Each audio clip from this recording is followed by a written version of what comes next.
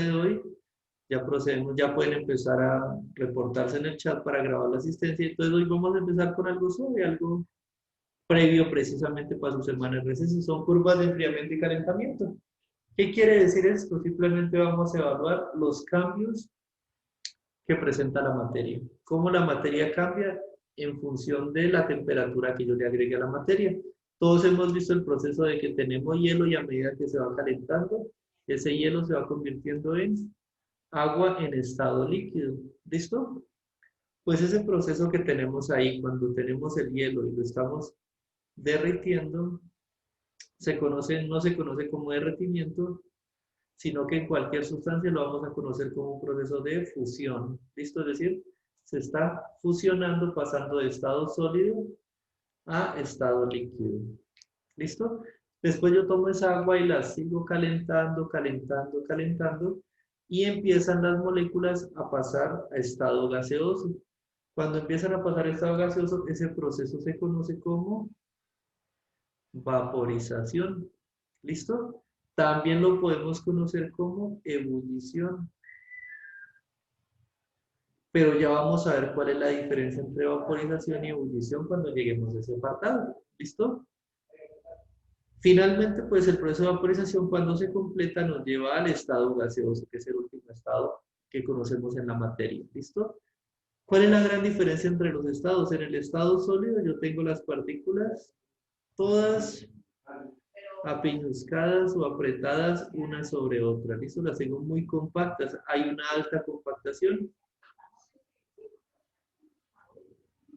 Una alta compactación.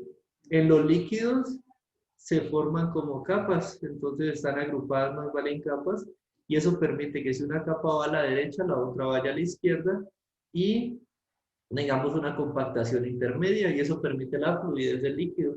Y en el gas la compactación es casi nula, y las partículas están una por aquí, otra por acá, otra por acá, y otra por acá, y casi no se relacionan una con otra, entonces eso permite que el gas ocupe la mayor cantidad de volumen que se puede expandir, y tenga unas propiedades específicas. ¿Listo?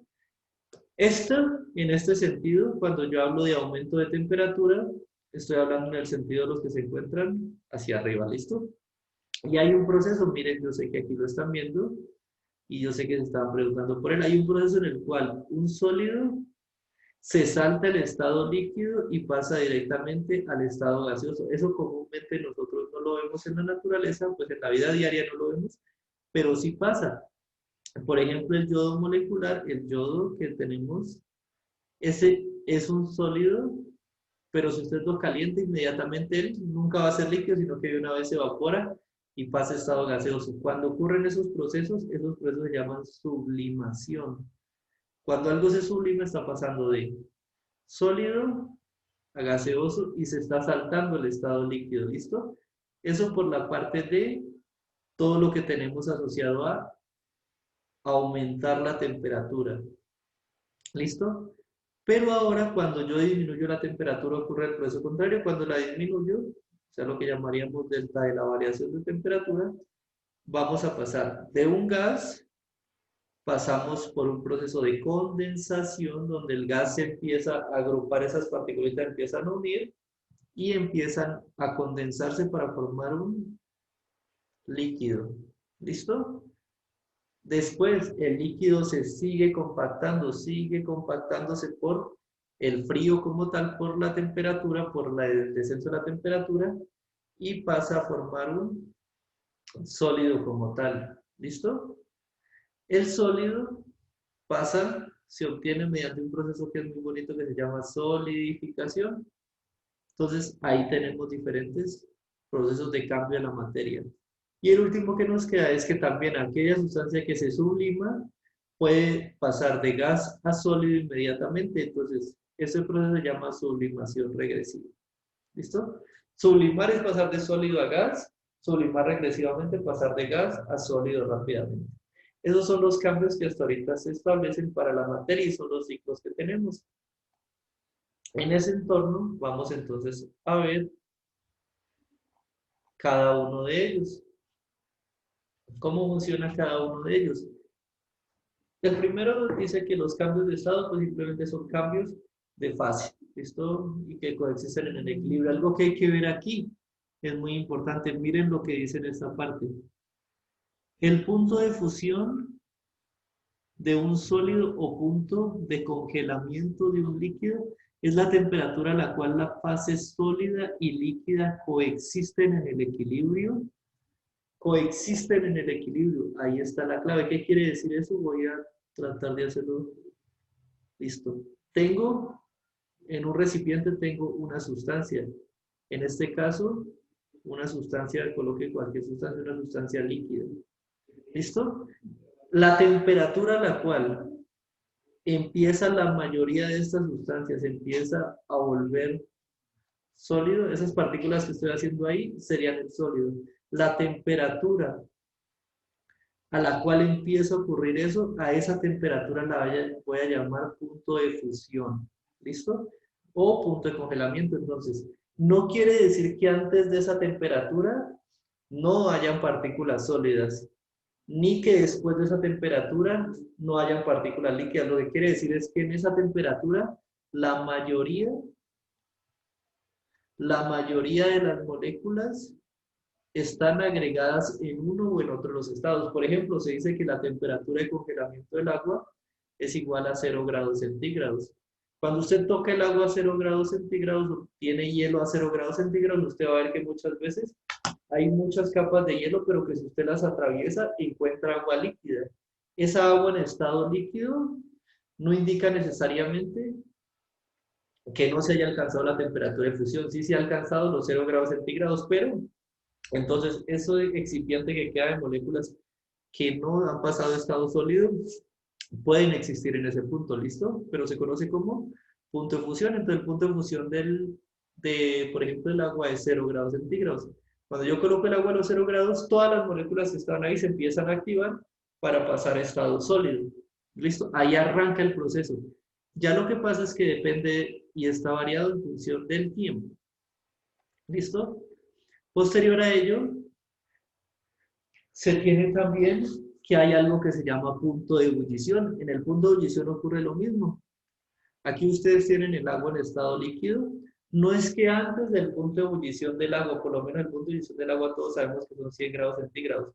No es que antes de la ebullición del agua no se empiecen a evaporar partículas. Usted cuando llega y calienta el agua a 80 grados, o por lo menos cuando tiene un café, por ejemplo, en este caso, usted puede ver que se empieza a empañar el cristal y que empieza a ver vapor. Y no necesariamente está a 100 grados. Eso indica que antes de los 100 grados ya empieza a despedir partículas volátiles al ambiente. ¿Listo? Lo que pasa es que a los 100 grados, todas las moléculas que estaban aquí en el agua, todas reciben la energía suficiente para que todas quieran pasar a estado gaseoso. ¿Listo? Entonces ya cuando la mayoría han adquirido esa energía, ahí sí empieza el proceso. De una vez todas intentan hacerlo al tiempo y ahí es donde empieza en cuestión de tiempo, que variar ya es la delta de T, la variación del tiempo. En ese caso sí, empieza el proceso de ebullición de la sustancia, ¿listo? Entonces la temperatura de fusión y temperatura de ebullición son los puntos en los cuales la mayoría de moléculas empiezan a adquirir la energía para pasar a otro estado, ¿listo? Por eso se dice que las dos fases coexisten. Esto es como si estuviera arrancando una con toda la fuerza mientras la otra también existe, pero esta otra va desapareciendo. ¿Listo? Y por último, tenemos el punto en el cual las moléculas pasan directamente de estado sólido a fase de vapor. Eso ocurre también y se conoce como temperatura de sublimación, en la cual, por ejemplo, en este cubo eso se llama hielo seco. El hielo seco es una sustancia que cuando empieza a adquirir temperatura ambiente ya pasa de ser un sólido a ser un gas. Se utiliza mucho en los negocios del espectáculo porque con eso fabrica niebla. Entonces coge, la adiciona a un cubo y la coloca en el sistema donde usted quiere que se empiece a producir neblina, y ella empieza a salir de ahí. ¿Qué ocurre con esto? El cambio de variación entre la temperatura hace que esta sustancia sea altamente absorbente de calor. ¿Listo? Es decir, ella absorbe calor rápidamente. Para pasar rápidamente a estado sólido a gaseoso, es decir, ella es la más rápida de todas y está ahorrando mucho tiempo en el proceso, entonces intenta hacerlo rápido. Al hacerlo rápido, tiene que absorber calor por todos los lados posibles que ella encuentre. Si ustedes algún día tienen la oportunidad de tocar hielo seco, por favor, no lo hagan, porque al tocarlo directamente con la mano está absorbiendo muy rápidamente su calor y si ustedes mantienen ese contacto, muchas personas han sufrido de quemaduras graves por frío por culpa de esa transferencia de calor rápido, ¿listo?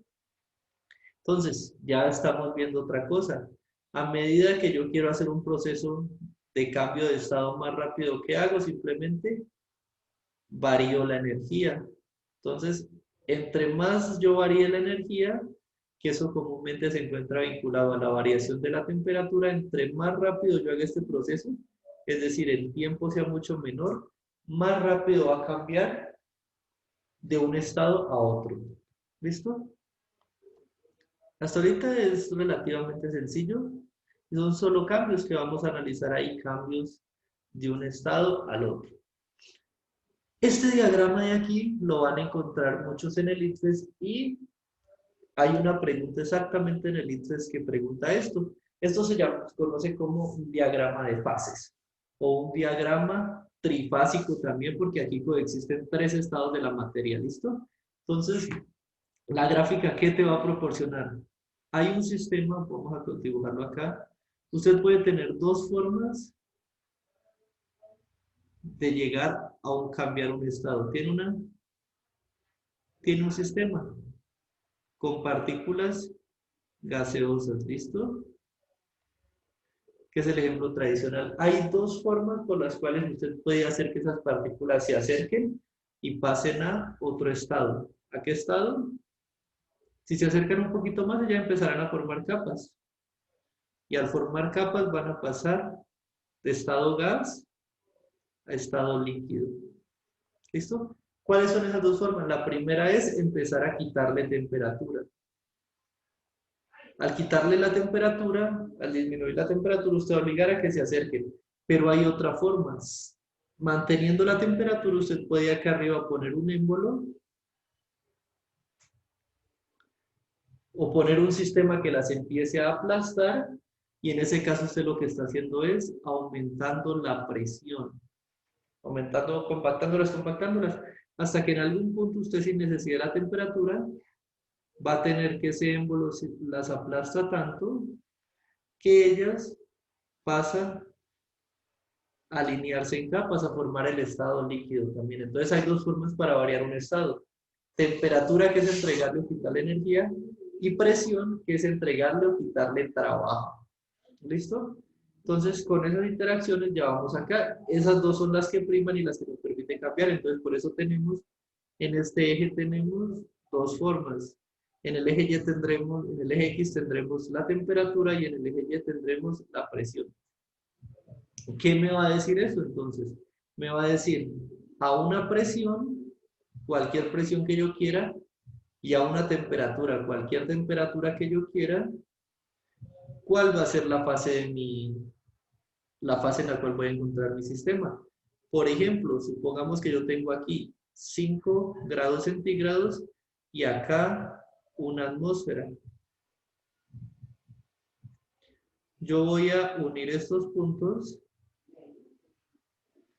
y en el lugar en el que caiga, miren, en este caso, voy a tener en estado sólido la sustancia. ¿Listo? Ah, listo. Si yo mantengo la misma presión, pero empiezo a calentar esto y lo llevo a 10 grados, por ejemplo, ¿qué va a pasar? Se va a mover por aquí. Ahí sí toca hacerlo milimetradamente y voy a pasar a este otro estado. Entonces estoy pasando de sólido a gas. ¿Listo? Y los diagramas se leen así. Usted empieza a buscar a qué temperatura lo necesita, qué presión lo necesita, une el punto y ahí le va a decir en qué estado está su partícula. ¿Listo? Hay algo muy loco, algo que se llama punto triple, que es este punto A. En el punto triple coexisten los tres estados de la materia, es decir, coexiste el estado gaseoso, coexiste el líquido y coexiste el sólido. En ese punto se establece un punto crítico de la materia y es muy difícil de alcanzar porque requiere como tal, mire, requiere una presión muy exacta y una temperatura muy exacta para que ocurra. pero que sepamos que ese punto A que está ahí se conoce como punto triple. ¿Listo? ¿Qué observamos nosotros también? Observamos de este diagrama, podemos sacar cosas muy interesantes, como por ejemplo, puedo sacar yo que a bajas presiones, a presiones bajas, la mayoría de las sustancias pueden presentar un estado de gas. ¿Listo? A bajas sustancias, a bajas presiones, las sustancias presentan estado gaseoso. ¿Qué otra cosa puedo yo sacar de aquí? Y voy a ponerlo con otro color. Que también si yo quiero analizar el gas es muy probable que a altas temperaturas la sustancia esté en estado de gas. Entonces yo puedo manejar, y si quiero que algo esté 100% gaseoso, ¿qué puedo hacer? Tener bajas presiones y altas temperaturas. De ahí también yo puedo tener un líquido, lo voy a encontrar probablemente en temperaturas no tan altas, miren, intermedias, y presiones que sí pueden estar muy altas, ¿listo? Presiones altas. Y el sólido lo puedo obtener, miren, posiblemente a presiones altas y temperaturas bajas. Entonces ahí ustedes ya saben, que eso está en estado sólido, puede estar a baja temperatura y alta presión. ¿Listo? De ahí podemos sacar todos los estados. También tenemos esta parte que dice, se presenta un punto B, el punto B que está acá arriba. Justo cuando la gráfica parece que se va a desaparecer, aparece un punto B. El punto B es el extremo de la curva y se conoce como temperatura crítica, temperatura y presión crítica. En ese punto de temperatura y presión crítica ocurre algo mágico, que no lo vamos a ver en este curso, pero igual se los cuento. Ocurre algo mágico. Cuando usted eleva la presión tanto y eleva la temperatura tanto, adquiere un estado que se llama estado de plasma. El estado de plasma en este sistema no lo encuentra usted en los televisores, sino que lo encuentra principalmente en las estrellas, donde hay altas temperaturas de más de 1000 grados centígrados y presiones de más de 15, 20, 30.000 atmósferas. Entonces, es en ese punto donde se adquiere el estado de plasma. ¿Qué ocurre en el estado de plasma? Y ese dato es muy interesante para algunos. Profe, entonces, ¿por qué el televisor de plasma se llama igual que el plasma si no es de plasma? Lo que pasa es que cuando usted tiene plasma, las partículas están tan apretadas y tan excitadas y tan juntas entre ellas y vibrando tan rápido que ellas conducen altamente cualquier tipo de radiación. Entonces, se le entrega radiación lumínica, la conduce muy rápido. Si le entrega radiación eléctrica, la conduce muy rápido. Y esa radiación es lo que hace que se mueva más rápido a través de una película. Entonces, como los televisores de plasma simplemente toman energía y la convierten muy rápidamente y con muy alta definición en imágenes, por eso decidieron llamarse estado de plasma, pero no es el estado, simplemente es que la pantalla se le denomina plasma porque cuenta con una de las propiedades del plasma, que es la capacidad de conducir muy rápido imágenes e impulsos eléctricos. Entonces, por acá tendremos el estado de plasma. Entonces existen 4 estados en la materia. Sí, muy bien, existen 4 estados en la materia. Sólido, líquido, gaseoso y plasma. ¿Listo? Los rayos, por ejemplo, los rayos también, a pesar de ser descargas eléctricas, se puede establecer que ellos están aquí, en un estado plasmático. Siguiendo con la temática, ya vimos lo que es el diagrama de fases. Ahora, ¿para qué sirve un diagrama de fases? Un diagrama de fases, como ya vimos, es una función matemática construida en un plano cartesiano que te va a permitir a ti predecir cambios en los puntos de fusión y ebullición y en todos los puntos de una sustancia, ¿listo? Y te lo permite predecir en base a 2 funciones características, que son la temperatura y la presión. Lo que vemos aquí es el diagrama del agua, por ejemplo. ¿Listo? Y observen que estos, como tal, se hacen de forma experimental. Usted también los puede construir. ¿Cómo hace usted? Simplemente empieza a tomar valores de presión cercanos a cero y temperatura cercana a cero y lo empieza a construir. ¿Listo? Entonces, por ejemplo, este diagrama que tenemos aquí nos permite saber exactamente cómo voy a tener yo el agua en diferentes condiciones. La temperatura, la presión de una atmósfera es equivalente a lo que conocemos como presión atmosférica, es decir, donde se realizan la mayoría de procesos. Por eso tenemos una línea roja ahí que la separa. ¿Listo? Esa presión atmosférica, observen, el hielo pasa a estado líquido en este punto. Pasa a estado líquido exactamente aquí. ¿Listo? Entonces, cuando pasa a estado líquido se conoce como punto de fusión, que ya vimos que es. Entonces buscamos el punto de fusión y miren que la tabla nos tiene que dar cercano a cero. ¿Listo? Sigo yo a presión atmosférica, es decir, sigo yo calentando el agua ahí en la cocina a presión atmosférica. Cuando llegue al otro punto donde cambia de agua a gas, en este sería el punto de ebullición, y ese punto de ebullición tiene que estar cercano a los 100 grados centígrados. Ah, profe, pero es que en la costa ebulle a menos de eso, o en Groenlandia ebulle a más de eso. Es porque en esos lugares varía la presión atmosférica. Esta presión atmosférica, que ya lo vamos a ver en física, es a nivel del mar, es decir, cuando usted, aquí está el mar y aquí está parado usted. A medida que usted sube, asciende, la presión atmosférica se hace menor porque usted está soportando menor carga encima. Y a medida que usted baja en el suelo y se entierra por allá, usted está aumentando la presión atmosférica. Entonces aquí estamos teniendo lo que en química y en ciencia se conoce como condiciones ideales. Es decir, una presión atmosférica de una unidad. Si ya está un poquito por encima, está un poquito por debajo, ya varía. Y observen acá qué pasa. Aquí vamos a tener que cuando yo bajo una presión cercana a 0,006, es decir, una presión muy poquita, muy bajita, donde yo dejo que las partículas se muevan libremente y lo llevo a una temperatura de 0,01 grados centígrados, es decir, caliento un poquito por encima del punto de ebullición, una centésima parte por encima del punto de ebullición, obtengo para el agua el famoso punto triple. En ese punto tengo agua que coexiste en forma de vapor, en forma de líquido y en forma de hielo. Pero ¿cuál es el problema? Que si usted se descacha en controlar estas centésimas y se descacha en controlar estas centésimas, el agua automáticamente le cambia de estado. Se va para uno de los tres, pero de que cambia, cambia, ¿listo? Y el último de ellos tenemos el estado crítico, donde obtengo ya plasma, donde obtengo en este caso plasma de agua o fluido. ¿Saben ustedes cuando yo tengo este punto crítico y lo sobrepaso? Ya no se llama plasma, sino que el agua la conocemos como agua en estado supercrítico o un fluido supercrítico. ¿Listo? Es re brutal para extracciones y para obtener sustancias. Se obtiene muy bien porque tiene las propiedades de un gas. Miren, tengo que llevar el agua por encima de 218 atmósferas de presión y tengo que llevarla muy por encima de 374 grados centígrados de temperatura. Cuando yo sobrepaso estas condiciones, llevo el agua a un fluido supercrítico o a un plasma, y cuando ocurre eso, tienen las mejores propiedades de los dos. ¿Listo?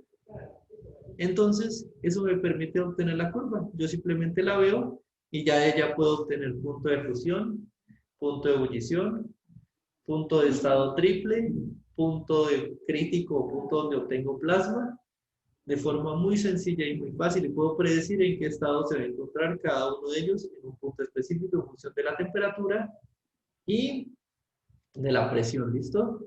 Ahorita tenemos algo que se conoce como curvas de calentamiento. Las curvas de calentamiento las van a ver muy fácilmente en el litio, las van a encontrar, y son simplemente cuando yo le entrego temperatura a un sistema y veo qué pasa con el sistema. Estas son muy fáciles porque dicen cuál proceso es endotérmico y cómo está pasando. Y es mucho más fácil porque nos relaciona con algo que constantemente vemos en la vida, que es el tiempo. Mido el tiempo.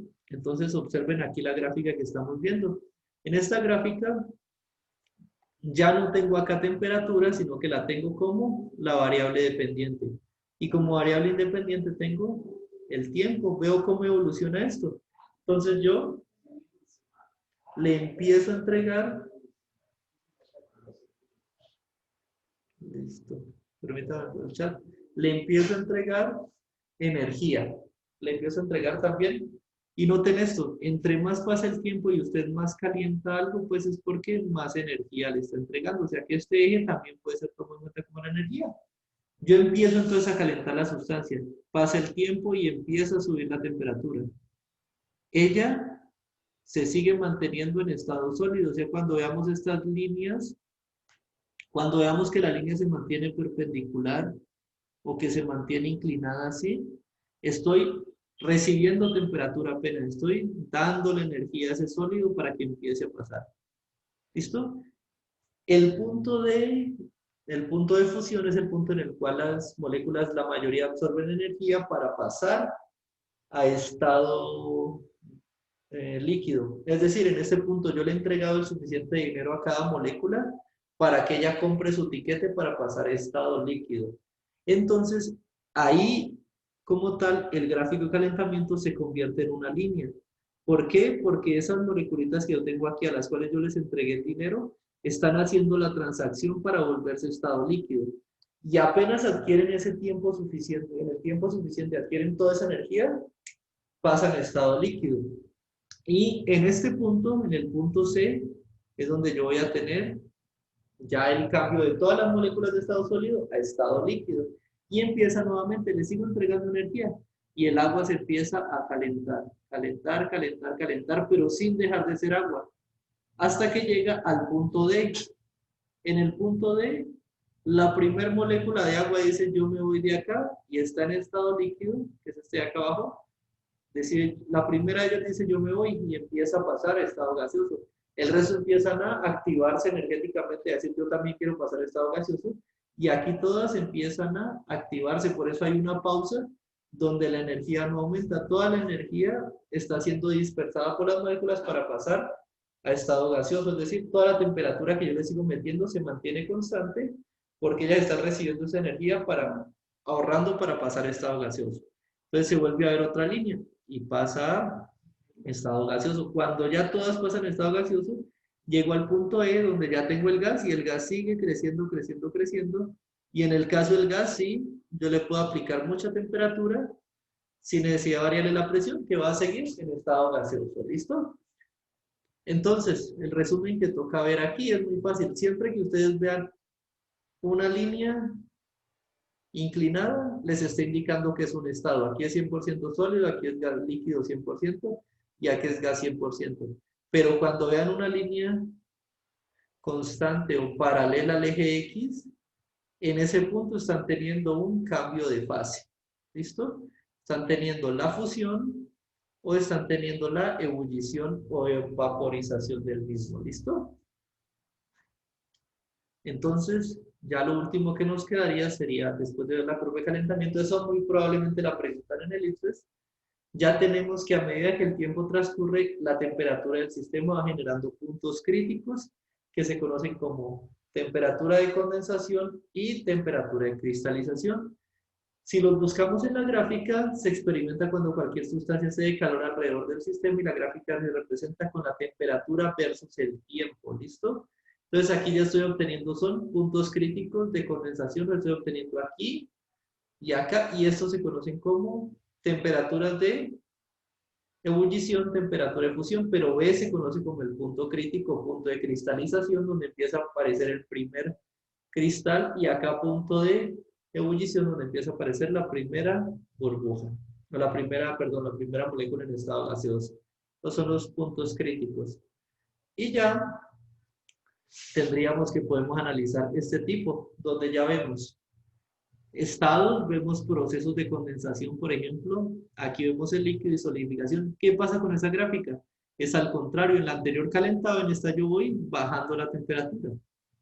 Voy haciéndola cada vez más pequeña. Miren que el rojo indica alta energía, el azul indica que voy perdiendo energía. A medida que voy perdiendo energía, voy bajando. Llega un punto en el que acumulo esa energía para pasar de gas a líquido. Sigo siendo líquido, líquido, líquido, líquido, y llego a otro eslabón donde acumulo esa energía para pasar de líquido a sólido, y sólido, sólido, sólido, sólido de ahí para abajo. ¿Listo? Y ese es todo el desarrollo que tendríamos hasta el día de hoy. Realizan la actividad final, la suben a la plataforma y eso sería todo lo que realizamos con respecto a esta actividad. ¿Listo, muchachos? Nuevamente les recuerdo que la siguiente semana estaré en un periodo de asesoría con ustedes, lo que quieran me escriben. Es extra clase como siempre. Eh, por favor, colóquense al día con estas actividades principalmente, no con los talleres ni con los minicosos, sino con